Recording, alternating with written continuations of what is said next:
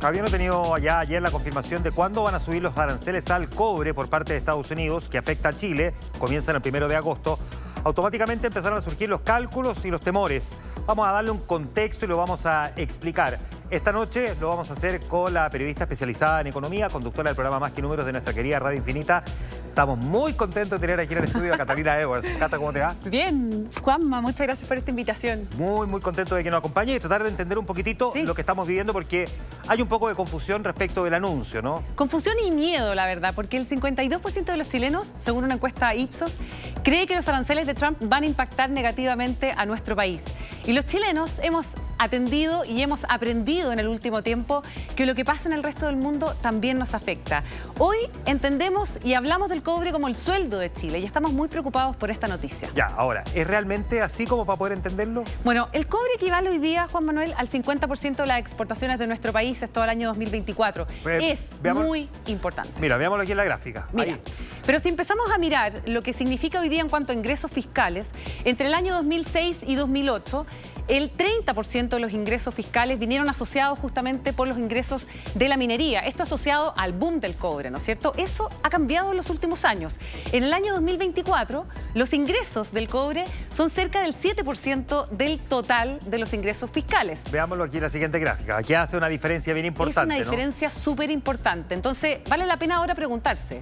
¿Es el sueldo de Chile? Que es lo que decías hace algún momento. Es un gran punto, porque algunos hoy día matizan, la verdad, lo que significa. Sigue siendo el sueldo de Chile, pero es bastante más escuálido que antes, por así decirlo. Pero sí es definitivamente nuestro principal producto de exportación. Y con este dato tan importante es fundamental que veamos el rol que juega Estados Unidos para este sector productivo. Sí, para tratar de entender un poquitito qué es lo que está pasando en Estados Unidos, porque para Estados Unidos el cobre es muy importante, ¿no? Exactamente. Hoy día estamos en plena transición energética y el cobre se ha vuelto muy significativo justamente por lo que implica para la fabricación de paneles solares, turbinas, autos eléctricos. Además, en otras industrias como los electrodomésticos, televisiones, refrigeradores, cables, aire acondicionado, cualquier industria que hoy día dependa de maquinaria necesita de cobre y en su mayoría ese cobre viene de Chile. Por lo tanto, me imagino que si suben los aranceles, al final los que los van a terminar pagando son los consumidores. Exactamente, Juanma. No necesariamente es algo que va a depender o a ser pagado o a ser cargado directamente a los exportadores. Veamos un poquitito lo que significa para Chile, porque nosotros somos grandes productores de cobre. Entiendo que somos los principales, ¿no? Así es. Chile es el mayor productor mundial de cobre y el mayor, además, proveedor de Estados Unidos. Como vemos en esta gráfica, está muy claro este 12%. Las exportaciones de cobre a Estados Unidos equivalen el 12% de las exportaciones totales de cobre. Esto equivale en general, o en total, más bien dicho, al 6% de las exportaciones totales de nuestro país. Ya, ahí estamos viendo entonces que equivale al 6% de las exportaciones totales de Chile.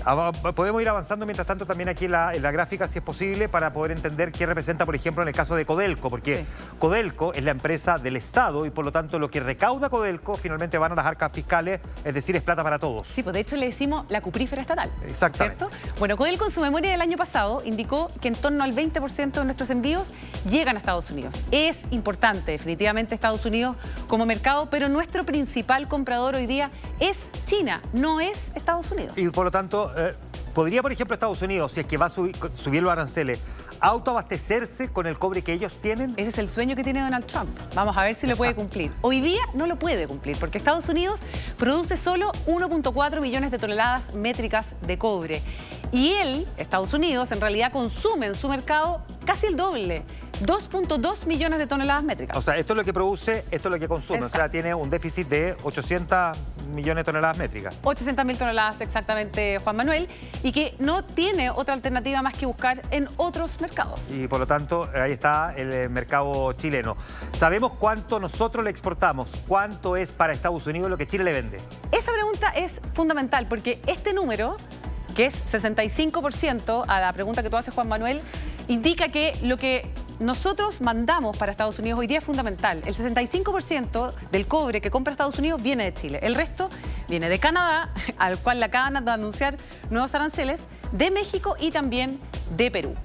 Por lo tanto, me imagino que para Estados Unidos esto es un problema. ¿Qué podría pasar si se aplica este arancel, porque uno dice ya, lo van a aplicar a partir del 1 de agosto, ¿cuáles son los efectos prácticos? Tratemos de explicar un poquitito eso, Cata. Sí, mira, el efecto por ahora, en función de todos estos datos que estamos revisando, es bastante acotado. Por ahora parece ser mucho más duro para Estados Unidos y para aquellos fabricantes que, como bien mencionábamos anteriormente, necesitan cobre para elaborar sus bienes necesarios, como veíamos justamente por la transición energética. La demanda de cobre no debiera variar mucho a pesar de su alza de precio. Lo que sí podría ocurrir es que la demanda de Estados Unidos por cobre caiga, pero no ahora, sino que en un plazo de 7 a 10 años. Eso significa que Estados Unidos necesita al menos 7 años, digamos promedio 10 años, para poder autoabastecerse totalmente de cobre fabricado o extraído desde Estados Unidos. Por ahora dependen esas 800.000 toneladas métricas de lo que ocurra en otros mercados como el chileno precisamente. Ahora, hemos visto que el precio se ha pegado un salto. Uno tiende a pensar que cuando hay un anuncio de esta naturaleza en realidad se produce un desplome, pero ha ocurrido todo lo contrario. Y cuesta entender un poco por qué. Cuesta entender y uno dice, bueno, eso es súper bueno para Chile, llegarán más divisas, ¿no es cierto? Obvio. El cobre ha llegado casi a los $6 la libra en el COMEX,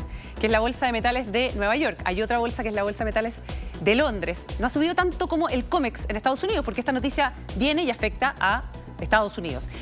Ante la expectativa de que el aumento de precio por este arancel pueda hacer subir el precio del cobre en el futuro, las industrias que necesitan cobre han anticipado sus compras y eso ha hecho subir el precio del cobre futuro. O sea, están acopiando cobre ante la posibilidad que después sea eventualmente más caro, pero al acopiar automáticamente ya es más caro. Exactamente, y eso eventualmente también se podría traspasar a los consumidores con los productos que se fabriquen con ese cobre. Es increíble que el efecto parte antes, por decirlo así. Exactamente. Esto es una pregunta que probablemente muchos se hacen porque no todos entienden la industria del cobre, pero ¿cómo se exporta el cobre? Oye, tú sabes que yo hoy día llamé a Codelco. ¿Ya? A la agencia, a la parte de comunicaciones, por supuesto, y pregunté si es que tenían alguna muestra, algún pedazo de cátodo, alguna cosa que yo podría mostrar eventualmente. Claro, que uno dice acá. cato de cobre y no tiene tan claro cómo es. ¿Qué es un cátodo de cobre? Bueno, me dijeron, gracias, pero un cátodo de cobre pesa 80 kilos. ¿Ya? O sea, posible. Es el producto que sale después de pasar por la refinería y es una lámina gruesa que lo hemos visto muchas veces en imágenes de color cobre, obviamente. Y la otra posibilidad de exportarlo es a través